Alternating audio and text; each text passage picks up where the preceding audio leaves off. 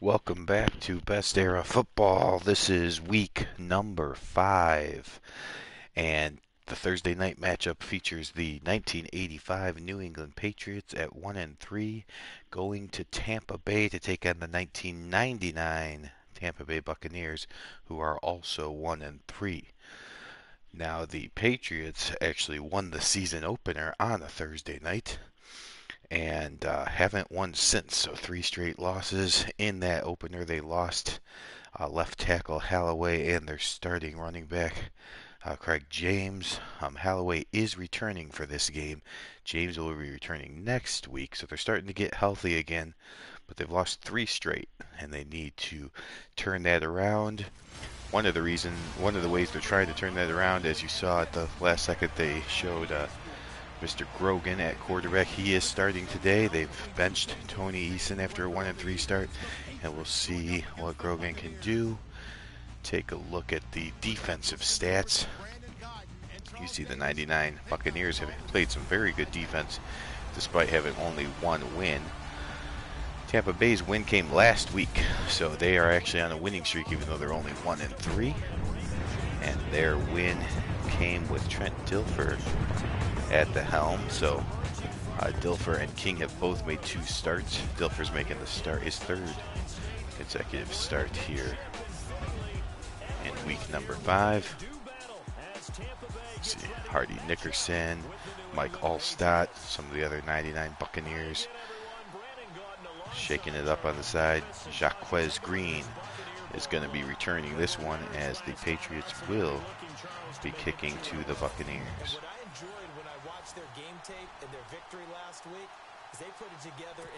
Nope. Well, it looks like I'm going to have to do the kickoff myself because I hit the wrong button.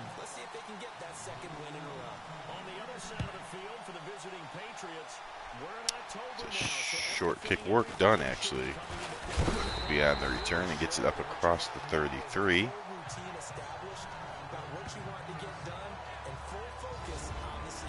And out comes Trent Dilfer, 61.5% on the year, 535 yards, 3 touchdowns, 3 interceptions. And now we will set it up correctly. All right, let's see what happens. Both teams desperately need a win. 1-4 is not a great mark to be at,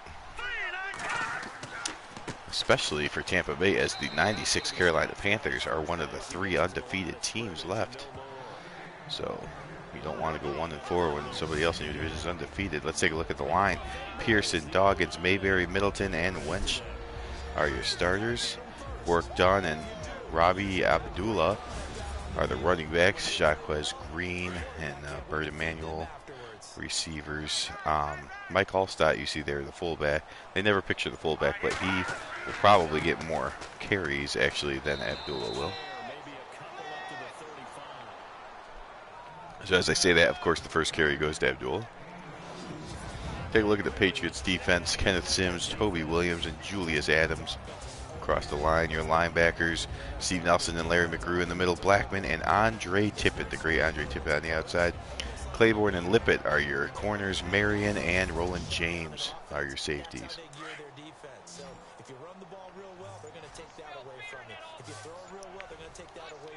Dilfer on 3rd and 8 comes out from the shotgun. Dilfer steps up, rolls out, fires deep, and throws an interception. Beautiful coverage by one of the middle linebackers, Steve Nelson, who's following the tight end down the field and caused the turnover.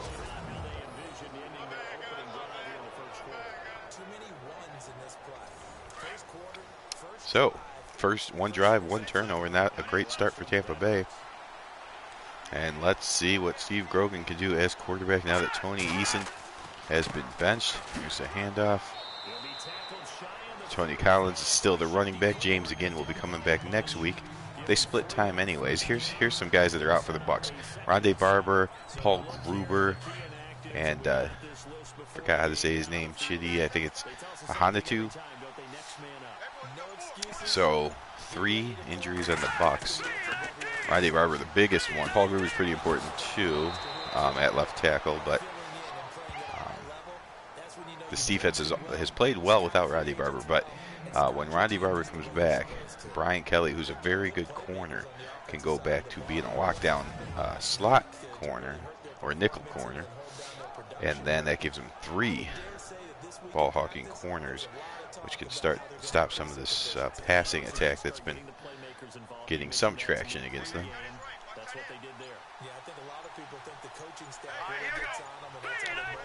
Grogan completes his first pass for 18 yards.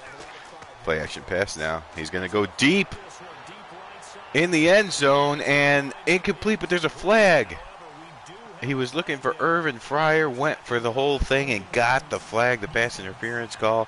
It's going to bring this ball all the way down to the 1-yard line. Donnie Abraham called for pass interference, and that is a huge play.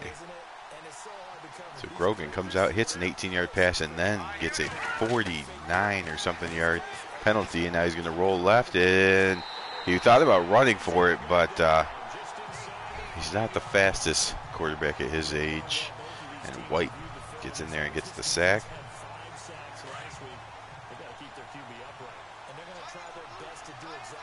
Patriots have been allowing some sacks. Holloway is back, though, at tackle, so that should help. There's Collins getting nowhere. Warren Sapp all over that play.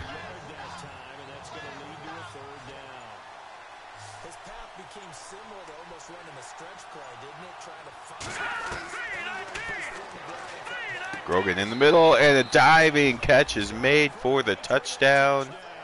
Grogan on his first drive leads him down and throws the touchdown pass. It's a good omen for the Patriots. Other than Tony Eason, might not be good for him. Jones with the diving catch. Boom, nice catch made. And the Patriots take a 6-0 lead. Franklin makes it 7.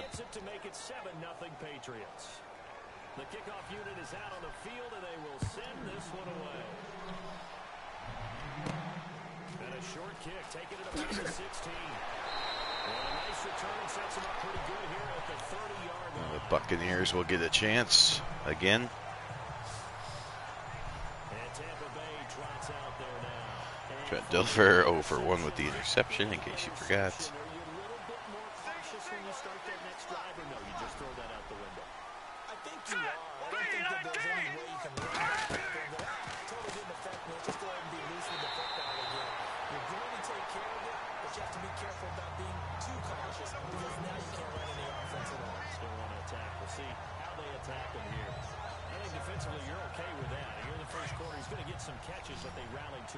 Second and 3 now.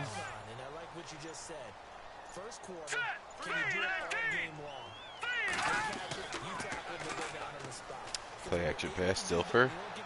Rolls around, in trouble, hit, fumbles the football. And the Patriots pick it up.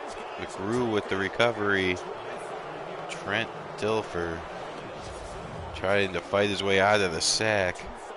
It's done right here. He tries to fight his way out, and that allows Williams to strip the ball. McGrew picks it up. And the Bucs have had 2 drives ending in 2 turnovers. The Patriots turn the first one into a touchdown.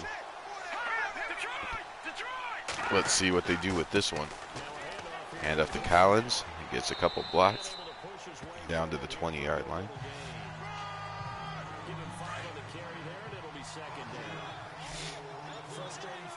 Now for those of you following Sack to the Future, the big game last night between the Bears and the Cowboys. Of course, you can see the Bears' point of view right here on the channel.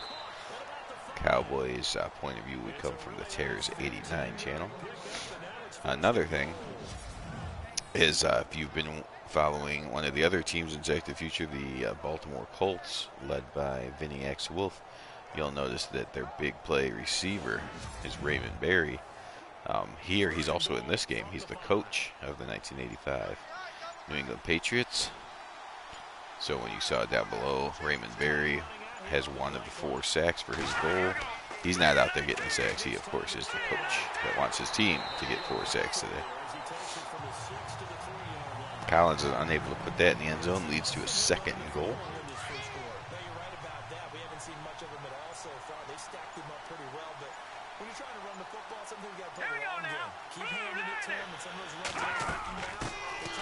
Oh my. Absolutely blown up in the backfield as Tony Collins as McFarland. Just read that play, came in unblocked, took the feet out. Collins lucky not to fumble that ball. Bucks come out pressing the receivers here on 3rd and goal from the 6. Grogan still looking, given time though, steps up in the pocket. He's going to run for it. That wasn't going to end well. It actually ended as well as it could have, as he gained 2 yards without fumbling and without getting hurt.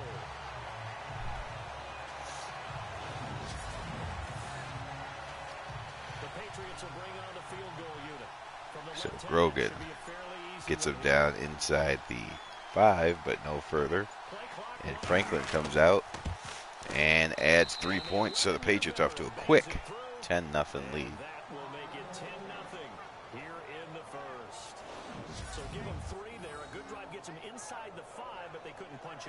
And credit this defense too. That was the old bend but don't break approach, but it kept the offense out of the end zone. Short kick here, fielded by the 17. And they're going to start this drive in pretty good shape as they get it up past the 30. Now the Buccaneer offense set to take over again. And job one here, Charles, just keep possession of football. 2 drives, 2 turnovers to this point. You're exactly right, Doctor. Hippocratic oath. First, do no harm. But right now, they're harming themselves on offense. All right, so the Buccaneers come back with just 6 minutes left in the 1st quarter. So, I know it's already 2 turnovers, 10 points. So it's kind of too late to give you the predictions of what should happen, but I mean, it's still 1st quarter, still a lot of game left. So let's pretend that you were getting these stats so the score is 0-0 and can choose who you think would win. The 1985 New England Patriots went 11-5. The 1999 Tampa Bay Buccaneers also went 11-5.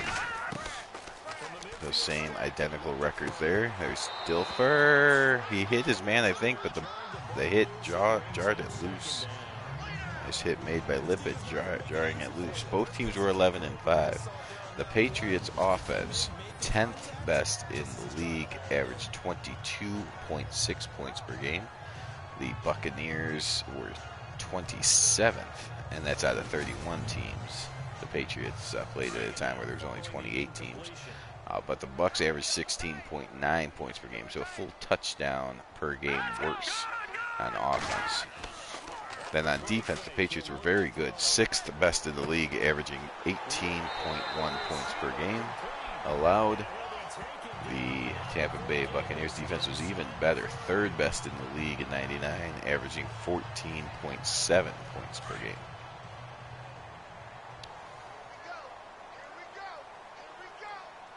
The Buccaneers in the playoffs, they held off the Redskins 14-13. And then they went on the road and played a epic defensive battle against the 1999 St. Louis Rams with a controversial no-catch overruling by video replay on a Bert Emanuel pass late in that game, which was a major contributing factor to the reason that the Buccaneers lost 11-6. I mean, it's on the Bucs. They need to score more than 6 points in the championship game, but if that call stands as a catch, it quite possibly could have been the 99 Buccaneers in the Super Bowl against the 99 Titans. Dilfer will fire towards the end zone, and is that intercepted again? That was a great catch by Claiborne to keep his feet in bounds. Looked like Dilfer threw it a little bit too far. Maybe he was trying to throw it away but didn't get it far enough, if that was the case. Take a look at the replay here. He throws it towards the corner of the end zone. No, I think he was trying to get it to his receiver, and Claiborne just made the better play on it. And that's 3 drives and 3 turnovers for Tampa Bay. A disastrous offensive performance so far. The 85 Patriots, 11-5 record, actually put them in 3rd place though. The Dolphins won the division and the Jets were in 2nd, so the 85 Patriots, 11-5, had to go in as a wild card with 3rd place finish. But then they made some noise. First, in the wild card game, they took down those 85 Jets 26-14. Then, in the divisional round, they had to visit the Los Angeles Raiders. They took care of them 27-20. So then they went yet again on the road to the heavily favored Miami Dolphins, the only team, of course, that beat the 85 Bears, to see who would meet the 85 Bears in the Super Bowl. And it was a surprise to everyone that the Patriots dominated that game 31-14 to get into the Super Bowl. And then in the Super Bowl, they probably don't want to talk about it. They had not a first down for about 2.5 consecutive quarters in that game. Negative total yards at the half. Absolutely destroyed by the 85 Bears defense. They did get a touchdown late in the game to make the score not look so bad. But what do I mean by not look so bad? 46-10 they got beat down. But it doesn't matter that they got beat down so bad in the Super Bowl. What matters is that they made the Super Bowl. So this is an AFC championship team on one side versus an NFC team that was in the championship game and lost by 5.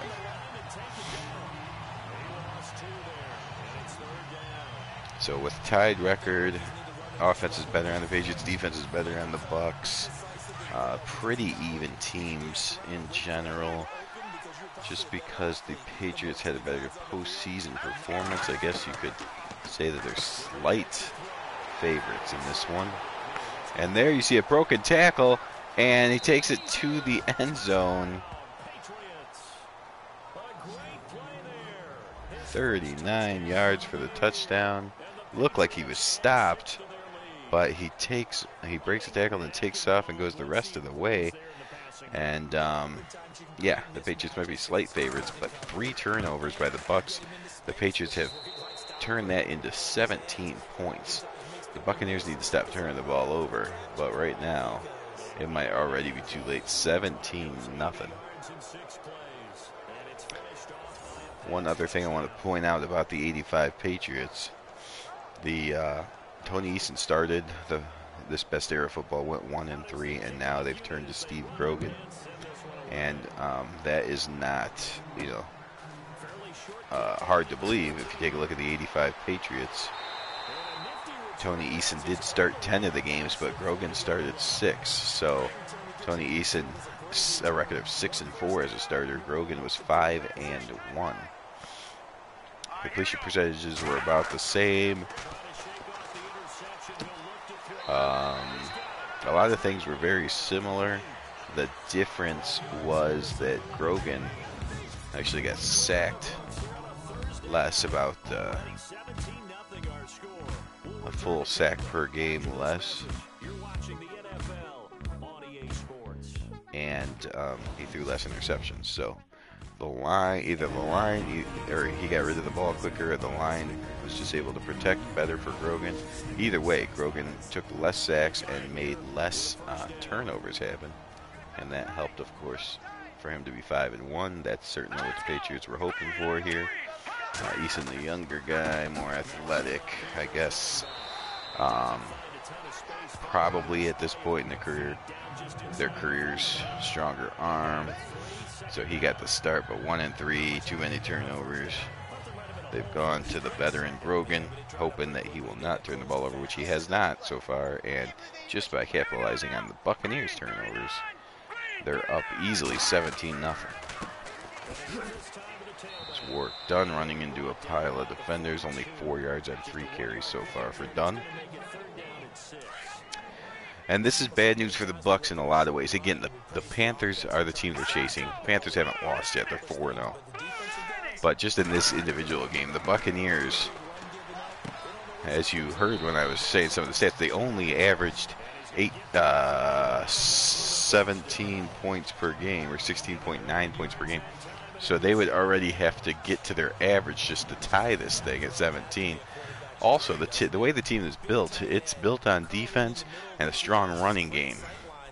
Dilfer did not throw for a bunch of yards or anything, and they're not supposed to turn the ball over. So they're trying to make no mistakes on offense. Oh, but here Dilfer comes through with a nice pass for a touchdown.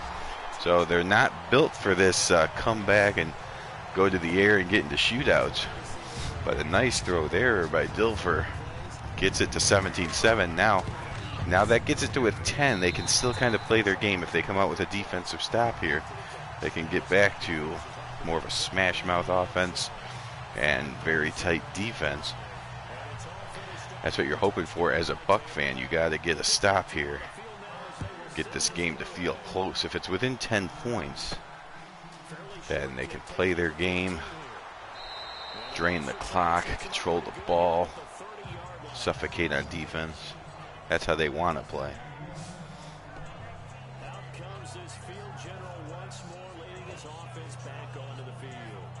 Wow, Steve Grogan on fire, 5 for 5, 116 yards and 2 touchdowns. So the confidence of the Patriots is probably sky high right now. They made the change. Sometimes it's not even about the performance of the quarterback. It's just to light a spark, and it has lit a spark for the Patriots on defense as they forced 3 turnovers. But now Grogan starts off 6 for 6 with 2 of those passes in the end zone for touchdowns. That gets your team to believe real quick. And the Bucks thought they were getting a 1-3 Patriots team, but because of the early performance by Grogan, they're playing a fired up, team that made the Super Bowl, and they're acting like it finally.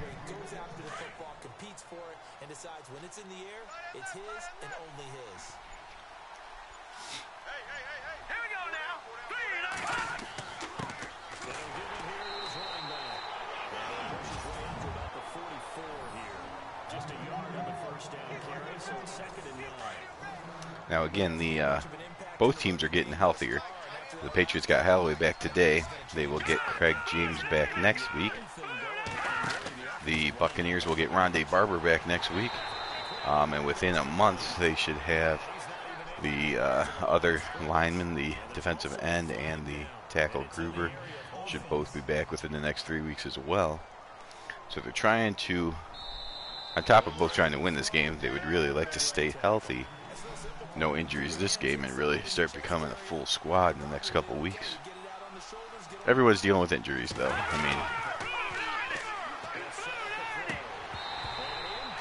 Injuries are on. Gotta hope it's not your star players. Luckily for the Patriots, Tony Collins is very capable backup running back, so they didn't lose much when James went out. They lost the ability to have them both, kind of a...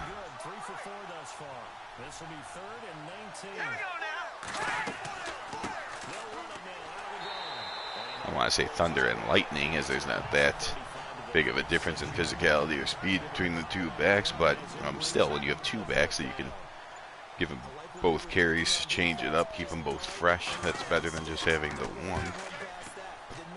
Unless your one is, a super stud workhorse like Eddie George was for the Titans, or Walter Payton for the Bears, Emmitt Smith for the Cowboys. Obviously, you really could care less about the backup.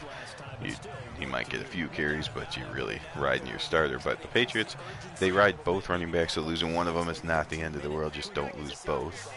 And next week, if Collins can stay healthy, they'll have both James and Collins for the first time since week 1, which, of course, was a game that they won. Oh, Dilfer hits his man, but it's dropped again. Dilfer's not playing terribly outside of the interceptions, or the turnovers, I should say, as he's thrown 2 interceptions and fumbled the ball once.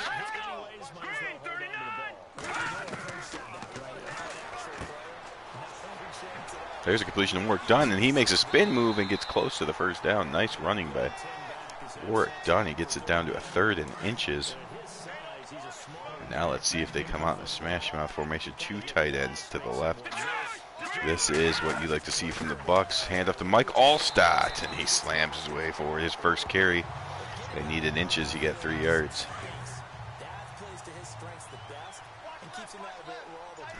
Very nice to see the computer going to Mike Allstott on the short yardage situation,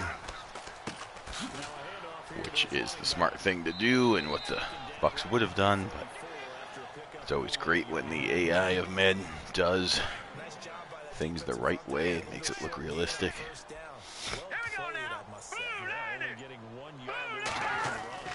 Dilfer back to pass now on 2nd and 9. He goes down the middle, and it's dropped again. The Patriots are hitting today, and the Buccaneers are folding so far. When they get hit, they are dropping the ball. Now you see the Bucks have thrown 14 of their 20 offensive plays. They do not want to be a team that passes 70% of the time. Do not a necessity right now, but if they can get one more score, that can end. Dilfer's going to run for it. He saw a wide open field, and Dilfer doesn't take off too often, but he's not the slowest quarterback in best era football. I mean, he can move a little bit. And there you see, he sees nobody there. All he's got to do is get past the lineman, which he does, and then it's those two up at the 45. They close down on him at about the 43, but that's already enough for the first down. They're going to give him the 44-yard line, actually. Oh, and just as the Buccaneers start feeling like they got something going, offensive lineman jumps, sets them back to 1st and 15. 7 minutes to go, though. The Buccaneers, if they can turn this to any points at all, get it to a 1-score game. Should have a very good ending to this one. Completion to Warwick Dunn. He tries a spin move.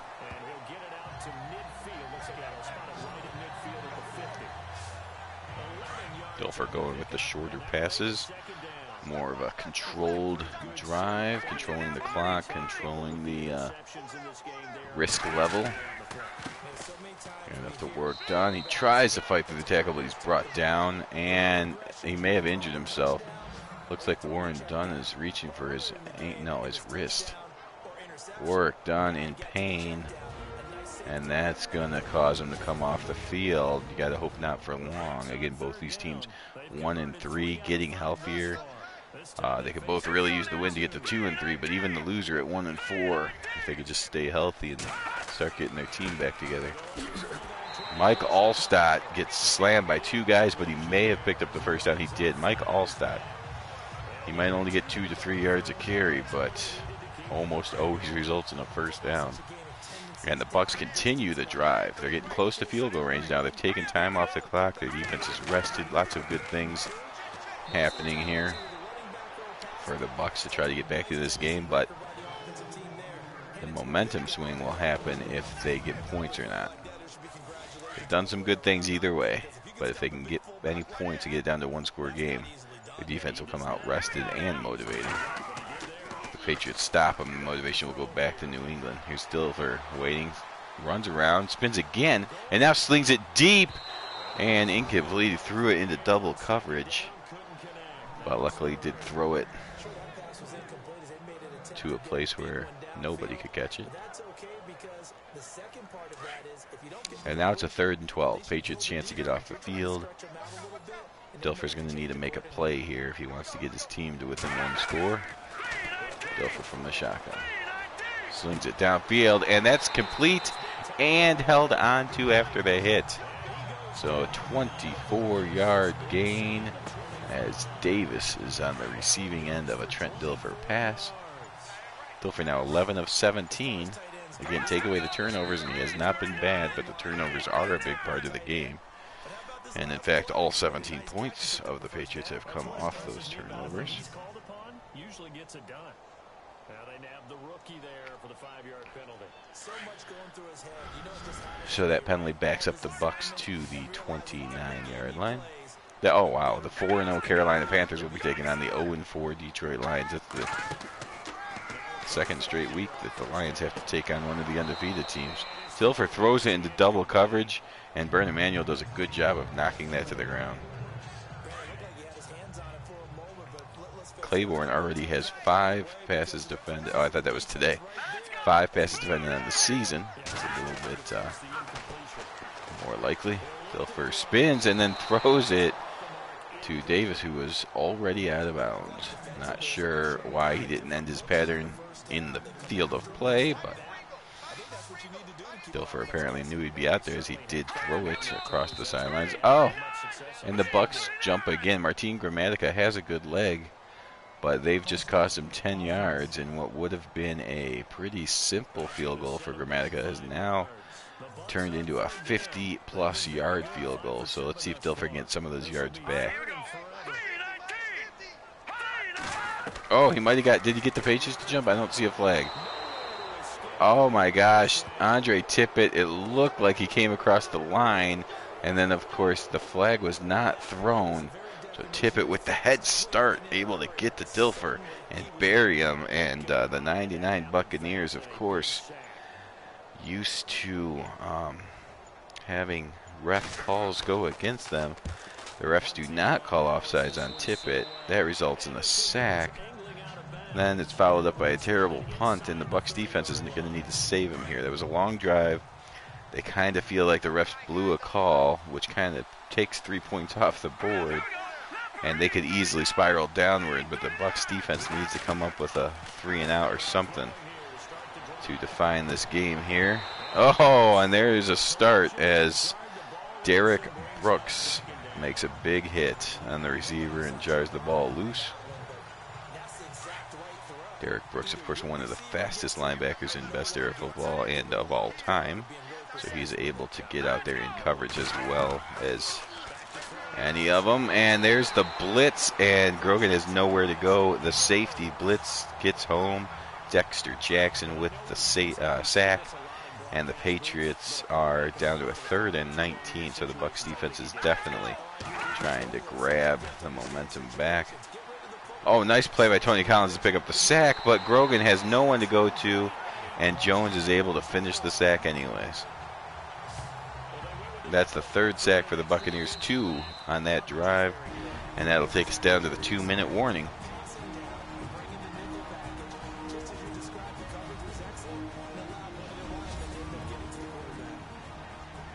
So, the Buccaneers will get the ball back for a final 2-minute drive here, see if they can get some more points before the half.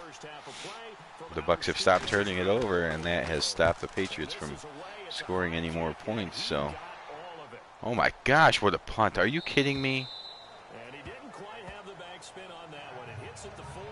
That was an 80-yard punt. Wow. Absolutely destroyed that ball. Obviously, he does not care that it bounced out of the end zone for the touchback, because who would have thought he was going to go from the 20? That's still a 50-yard change in possession, even given the Bucs 20 yards for the touchback. And there's Dilfer, hits another guy out of bounds, so the Bucs offensive coordinator needs to start calling plays where the receivers end their routes in the field of play, as it might be easier to complete the passes when they're standing on the white, but it doesn't count for anything. Dilfer on 2nd down. Read the blitz and got rid of the ball, so that was smart. Up to the 25-yard line. Now it's a hurry-up offense. Work done comes in. He'll be on the left hip of Dilfer. He goes out into a pattern, and Dilfer hits underneath. And then Jaquez Green does a nice little move there. It looked like he was going down, but then he turned it upfield and gets up to the 40-yard line. It looks like the Bucs are going to stay in the hurry-up, even though they do have all 3 timeouts. Dilfer now goes short, but it's knocked away. Dilfer already 13 of 23. In ideal situations, Dilfer only throws about 23 to 26 passes in a game. He's already at 23 in the first half. So his 24th pass attempt, he completes it and gets across midfield. Work done has been more successful as a receiver than a runner today. 4 receptions for 38 yards. Patriots are doing a good job taking away the Bucs running game. Dilfer from the shotgun. Nobody's back there with him. And here comes the blitz, and there's no one to pick it up because there was no backs back there. Nice call by the Patriots, and that results in a sack. I believe both teams have 3 sacks here in the first half. 2nd and 18 now. Here comes the blitz again. Dilfer runs away from it and then throws on the money to Bert Emanuel, and he gets down to the 41-yard line. That was a nice play by Dilfer. And a timeout called by the Buccaneers. 3rd and 3.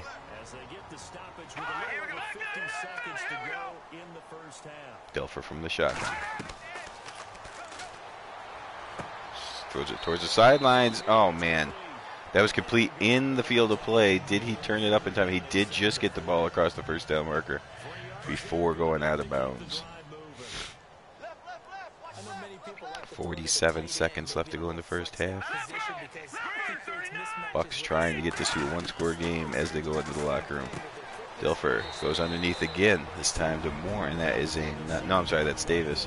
That's a 6-yard gain, and the Bucs call their 2nd timeout.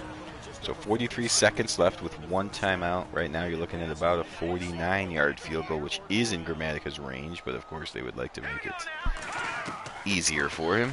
Dilfer fires to no one in particular, but he had a little bit of happy feet back there. Looks like he thought he was under more pressure than he was. And now it's a 3rd and 4. If they get no additional yardage, it's a 49-yarder. But last time they were here, they took a sack, and what came with no points. So Dilfer cannot get sacked here. Dilfer rolls out to the right, buying time.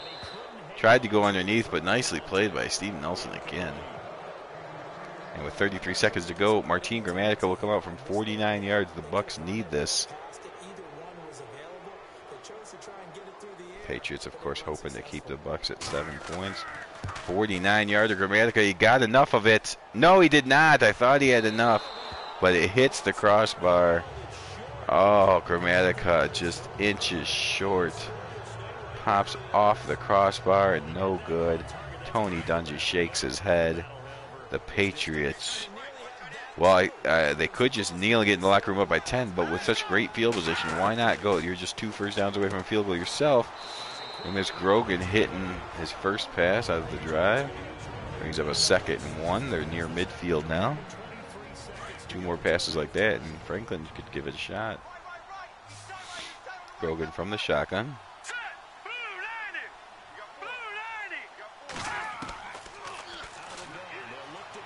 Good protection, goes underneath, and they're down to the 41-yard line of Tampa Bay.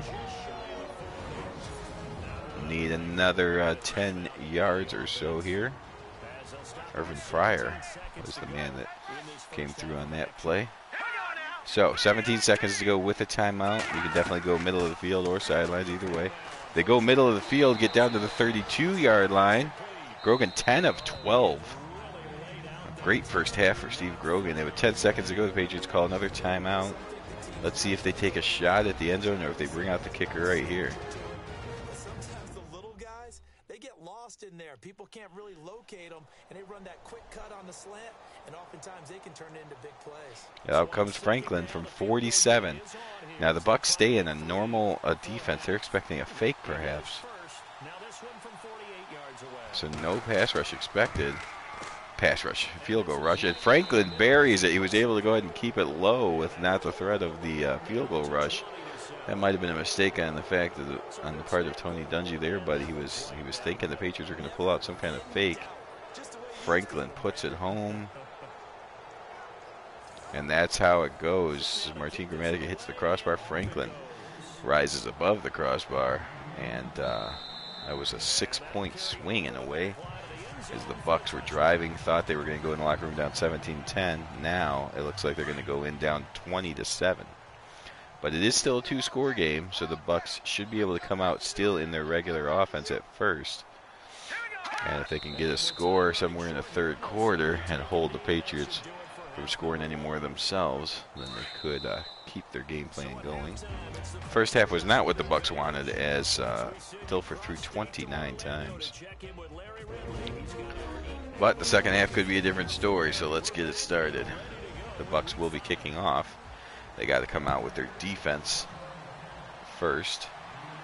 Patriots have not turned the ball over, which is always a reasonable way to get success.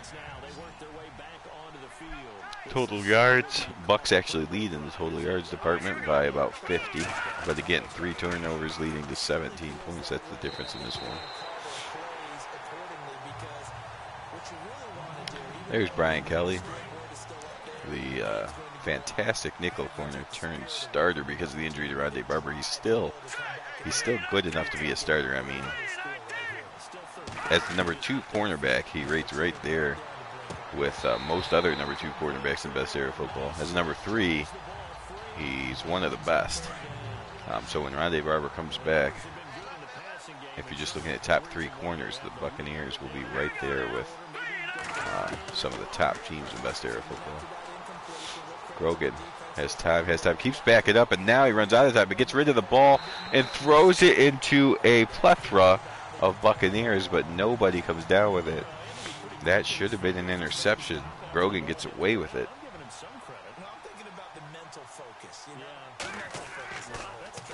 And the Patriots will have to punt, but that's still much better than a turnover. So the Buccaneers will come out and start from their own 41-yard line. The defense did its job. It's still a 2-score game, so they can come out running. They don't have to go all-out shotgun. It does look like they're going to come out in a off-eye formation. It'll be play action, though. Dilfer is going to go after a spin. He's going to look downfield, slings it deep, throws it into triple coverage, and intercepted. Oh, man. Dilfer sometimes just makes absolutely terrible decisions. They call the play action, maybe hoping the Patriots would assume they would go back to the running game. Patriots played it well. Sometimes you just got to throw it away and say, all right, the defense was not tricked, but Dilfer tries to force it. That's turnover number 4. And meanwhile, Grogan just keeps picking up first downs. Patriots already have 17 points off turnovers. They're looking to get more on this drive.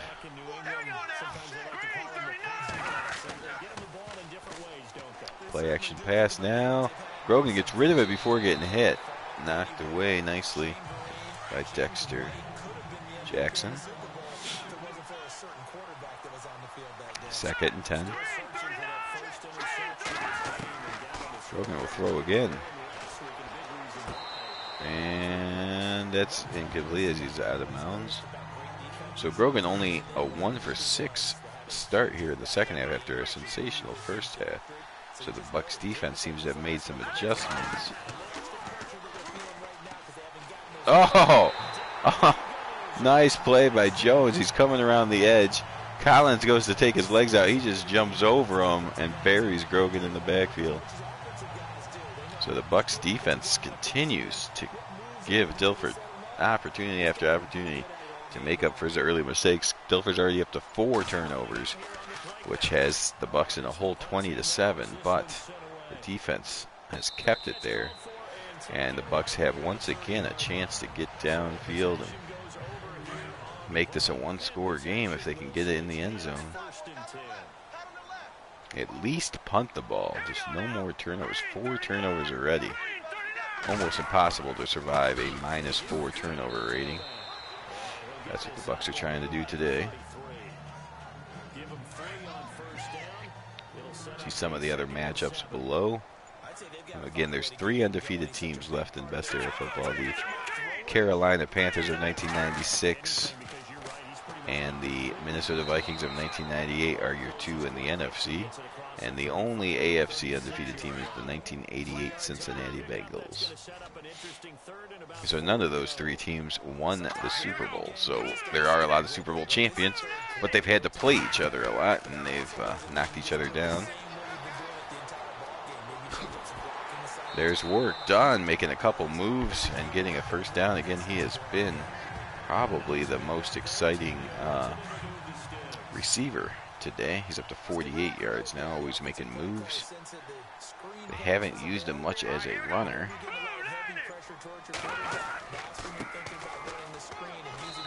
There they do hand it off to Abdullah, but he only gets a yard. So as bad as it seems with the 4 turnovers, it's there's 10 minutes left still in the third quarter. So there's 25 minutes left in the game. They're only down. They're 2 touchdowns away from taking the lead. So I mean, it's still a game.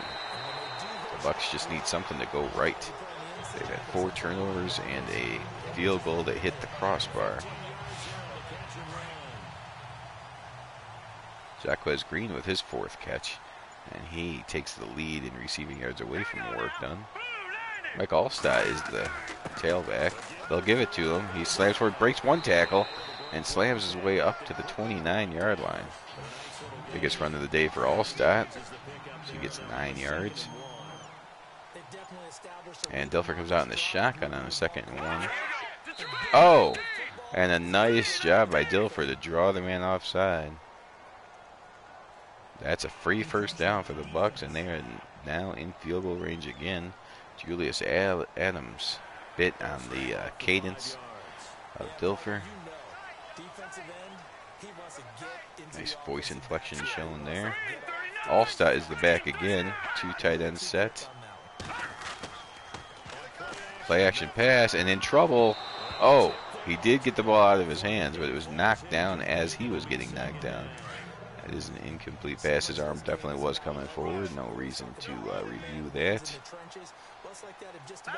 2nd and 10 now. And there's play action pass. This time the Patriots play coverage instead of coming at him. And Dilfer fires in the end zone, and it's intercepted, but he lands out of bounds. That would have been the 5th turnover by Dilfer.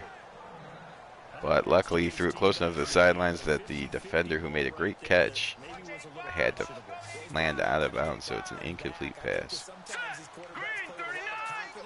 Now you assume Tony Dungy has told his offensive coordinator, do not call any kind of play that gives Dilfer a chance to turn this ball over. Let's at least get the field goal out of this. Although Gramatica was short, or hit the crossbar from 49, this would be a 46-yarder. So maybe they just go with a short pass. Dilfer steps up. He completes it over the middle. He does better than that. Gets it all the way down inside the 5. Nice play by Dilfer on that one. And now they're in business for the touchdown halfway through the third quarter, down by 13. A touchdown here gets the game very interesting. 1st and goal. Patriots need to come up with something on defense. Hand off the work done, and nothing. 8 carries, 15 yards. Work done having a hard time running the ball. He's been very effective as a receiver, however. And now they'll go with the big package. Allstott, the tailback. They'll give it to him. He breaks a tackle, breaks a couple tackles, and brought down from behind at the 2-yard line. And now it's 3rd and goal from the 2. This is a big play in this game. If the Bucks slam it home, it's a 1-score game. If the Patriots stop them, that's a lot of momentum. And what happens? The Bucks jump and take a 3rd and goal where it looked like they were just going to smash mouth and see who the bigger men with bigger hearts were. Instead, a 5-yard penalty now brings it back to the 6.5-yard line. You got to throw from here. So Dilfer needs to come up with a nice pass. He rolls out to the right and just throws it out of bounds. So smart to not take the sack or turn the ball over for a 5th time. Gramatica should easily be able to make this one and get the hitting the crossbar out of his head. There's a couple good things happen there. Gramatica does put it through, and it's 20-10. Still a 2-score game, but the Bucks needed to see some points get on the board.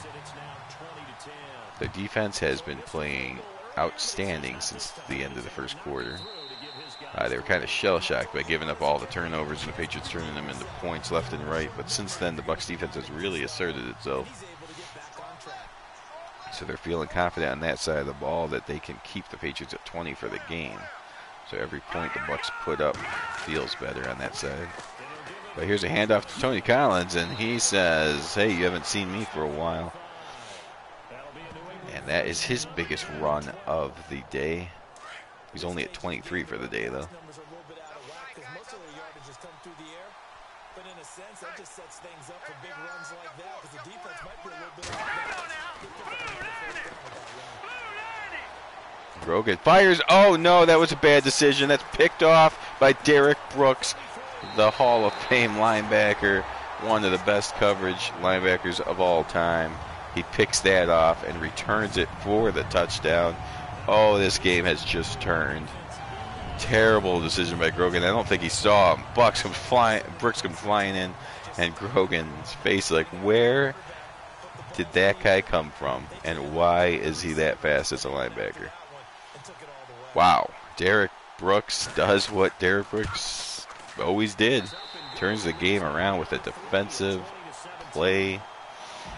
Shot out of a cannon, picks the ball off, and just outruns everyone to the end zone. 20-17 is your score now with over 20 minutes to go. So this is certainly a brand new game. Now the Patriot offense set to take over again.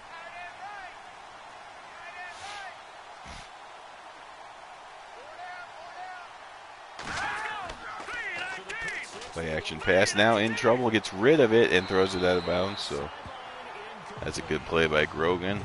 But concerning for the Patriots, Grogan was 10 of 12 in the first half. He is just 1 of 8 here in the second half, including that pick 6 that just happened. So the defense has made adjustments, and they are getting to Grogan and making him feel uncomfortable. There was a smart call just to get Grogan back into the feel of completing a pass. Just underneath, quick 5-yarder that was too quick for the defense to force a sack on. And now 3rd and 5. Let's see if Grogan can come through here. He'll throw it over the middle for the first down. So back-to-back completions by Grogan, trying to get him back on track. Many different ways to create space, but on that play, he did it with that big, wide body of his. Didn't get a whole lot of ground on the play, but he did what he was supposed to. And after the good game last play, this time they say... You see neither running game very effective today. 41-24 in yardage, Bucks lead, but both these teams ideally would like to get about 150 yards running a game, so neither one anywhere near that.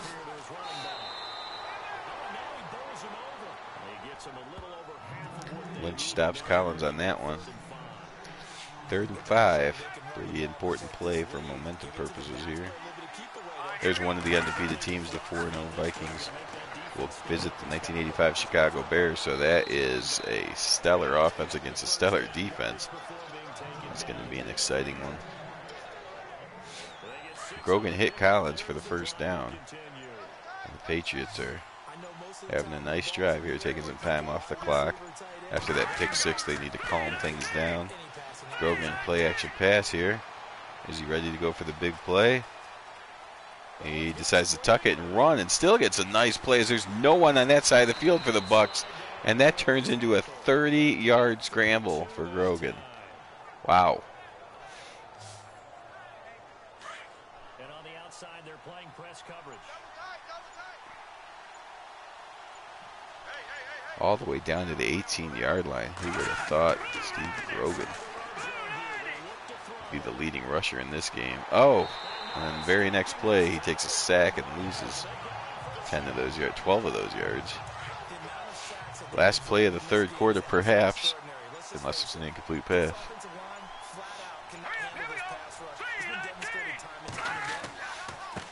They will hand off to Collins. He gets a nice block at the 30, turns it upfield, gets down to the 20-yard line, inside the 20. Uh-oh, the injury, it looks like it's Collins. Gooch with the tackle, yes. Collins is reaching for, is that his knee or maybe hamstring? That's not good. Craig James set to come back next week. Unable to go today, though, was a game-time decision. And now Collins is hurt. They're down to their third-string running back, Robert Weathers. If it's only for a quarter, that's okay, but if Collins is out for some time, it's not going to be good. There you see Grogan leads Weathers a little too far, and he makes the catch on the chalk. And so now Franklin would come out to try to double the lead from 3 to 6.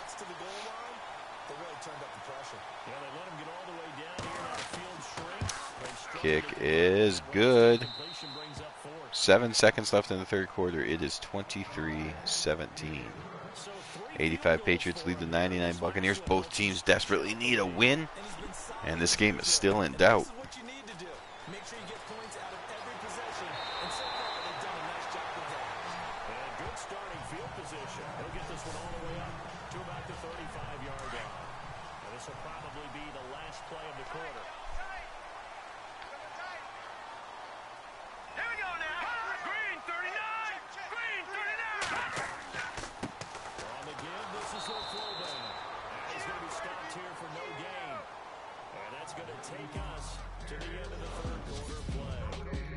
So 1 quarter to go. The 99 Buccaneers trailing the 1985 New England Patriots. If you're just joining, quick recap. The Buccaneers came out. Delfer was turning the ball over all over the place. 3 early turnovers led to 17 points. He has turned the ball over one more time since then. But there you see a beautiful pass followed by a great juke move. And I think that's Riddell Anthony. Is that correct? That is a great move. It turns into a 66-yard touchdown pass. Oh my goodness, what a play. Dilfer with a nice throw. And then the rest was done by the receiver, number 86. Not sure why I can't remember who that is.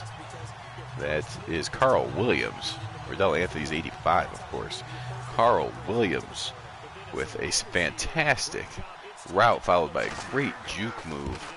And just like that, the Buccaneers take the lead 24-23. As I was in the middle of saying, Dilfer was trying to give the game to the Patriots early.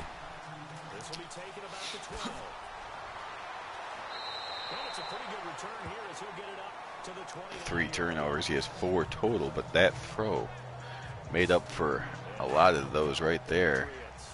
See, Tampa Bay more than 100 yards more than the Patriots. The Patriots had this game won, it felt like 17-0, and now it's come crashing down. They trail now by a point.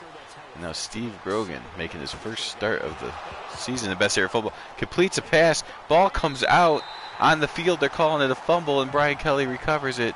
And this game is just turning into a disaster for the Patriots now. Oh, I don't know. Did he catch? They are going to stick with the call of a catch and a fumble. And the Buccaneers now are the team forcing turnovers, as the last 2 turnovers have been committed by the Patriots. And now the Bucs up by 1. They can certainly finally get back to smash mouth. They have gone to Dilfer in the air for most of the game after getting a 17-0 hole, but they've made the comeback. They now lead by 1. And now you can see some smash mouth as there goes Warwick Dunn for a first down. Only 25 yards. It's only his 9th carry. Again, they've gone to the air more than they would like. But right now they're up by a point. Only 1 back. Let's see if Dilfer goes back to the air here. Nope, they will hand it off. And again, that's only a no-yard gain, but it takes some time off the clock. It shows the Patriots that they don't have to throw every time anymore.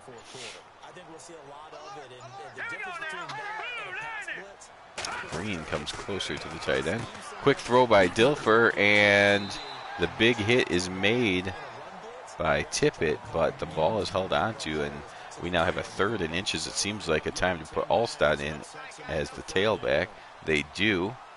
Expect Alstott to get the ball here, and good luck stopping him from getting that first down. Oh, nice play by number 55. He does stop Alstott, hits him and drives him backwards.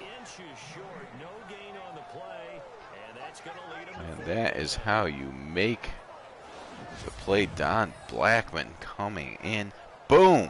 Hits Alstott. Alstott goes backward. Nice play.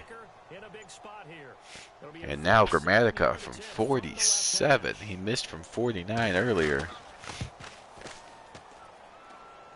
Oh, and he just puts this one over. Oof. Gramatica, it doesn't matter how much you make it by, as long as you make it just over the crossbar. And that extends the game to 27-23. So the Buccaneers with a little bit of an offensive explosion in this game as they take away the first 3 drives that ended in turnovers, and their offense has actually been pretty good today. Definitely great for a 99 Bucks team as they're up to 363 total yards.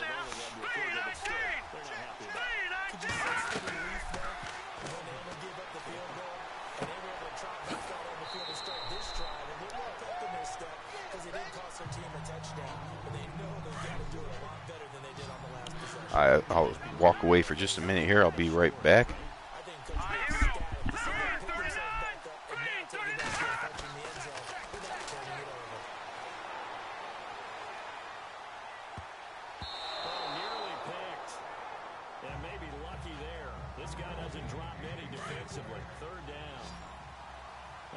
Situation now, fourth quarter, where they're forced to take some chances, but I don't know that was a kind of a chance you want to take. And that one could very easily have been intercepted. And if it does get picked up, that could possibly seal this one. And he's got the first down yardage as he brings this out to the 47. A 10-yard pickup, and it's enough for a Patriot first down. Good route, good pickup for first down yardage, and that is a tough one to cover, the angle route, because a running back didn't have.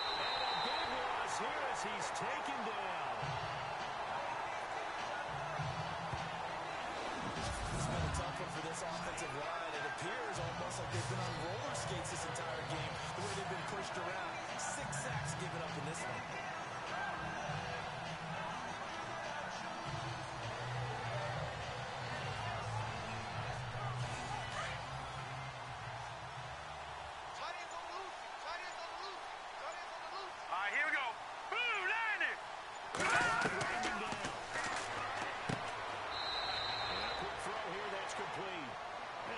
Take this one up to the 35-yard line. 8 yards in the completion, but now they face third down. Tell you what, he's been able to put the ball in some tight spots all game long. That throw, no different. Yeah, a lot of people would call it a gutsy type of a throw. I think he looks at it as, I can do it, so it's not that big of a deal to me. I'm going to keep firing. And some secondary help here for the defense in the nickel on third and long. Hurry up, here we go. 3-19. They'll need to get the play action fake. They'll look to throw. Trying to lay one up deep. Incomplete. He had his hands on it but couldn't pick it. It's now fourth down. The Patriots will have to punt. Big play right in his hands. Unable to come down with it. A sigh of relief for the offense if that fell harmlessly to the ground. And he gets this away, and look at this. This is a good one. And that's out of the back of the end zone, so a touchback. 8 minutes to go. Bucks still leading by 4. Looks like the defense in press coverage here.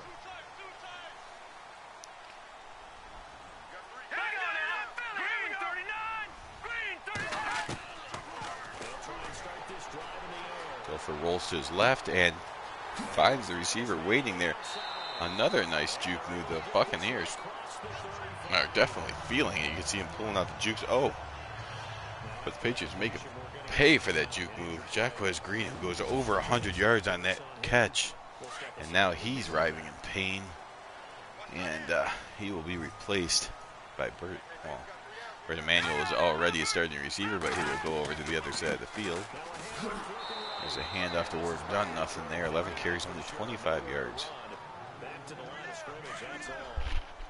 This has definitely been Trent Dilfer's game. At first, he was going to be the reason they lost by turning the ball over 3 times in 3 drives, 4 times total in the first half. But here in the second half, he has come through with some big throws, and his team actually in the lead now, 27-23. And again, mostly through the air. So the good and the bad have both come from Dilfer. Not much from the running game. Oh, that throw was a little too far in front. Still should have been caught, though. And Moore drops it, and the Patriots will get the ball back. Now, the Patriots have lost 3 straight. They can still turn this into a win. They were flying high up 17-0. It seemed like this was going to be an easy win.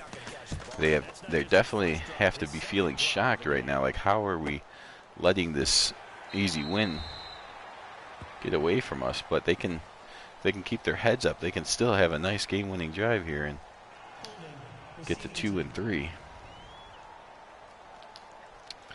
There's another penalty on the Patriots. That doesn't help. Brings them all the way back to the 10. Grogan's going to have to lead them 90 yards if he wants to get a win as the starter here. Again, Eason went 1 and 3. They've switched to Grogan for this one. Started off looking like a great move. He's had a hard time here in the second half, however. Just 7 of 19 here in the second half.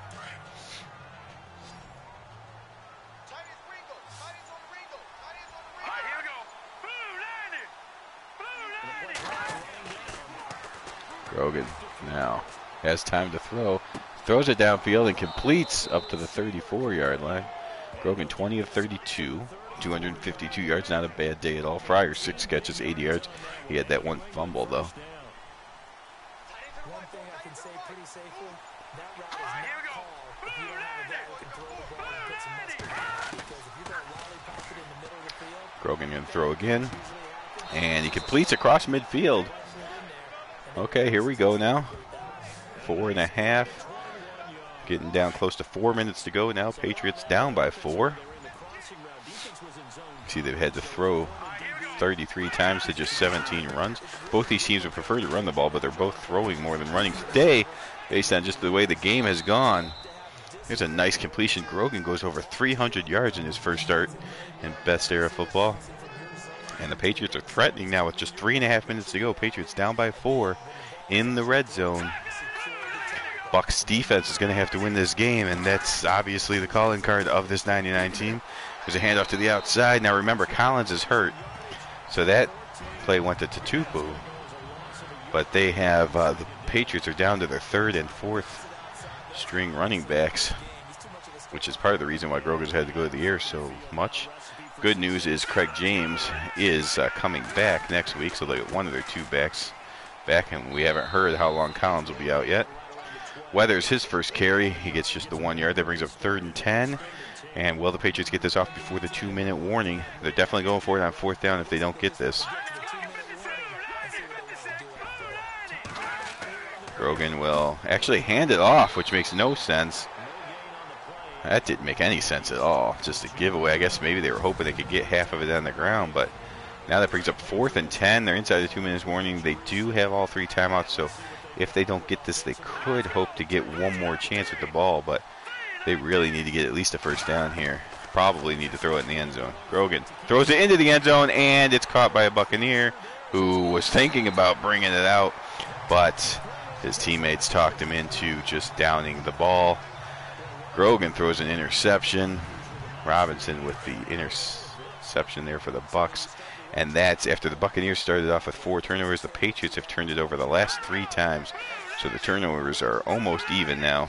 And it's the Bucs who are going to try to end this game with a first down. Hand off to Mike Allstott. He gets brought down by a collection of Patriots. And timeout called by the Patriots. Again, if they can stop them in the next 2 plays, they will get the ball back. But if the Bucs get just 1 first down, this thing's over.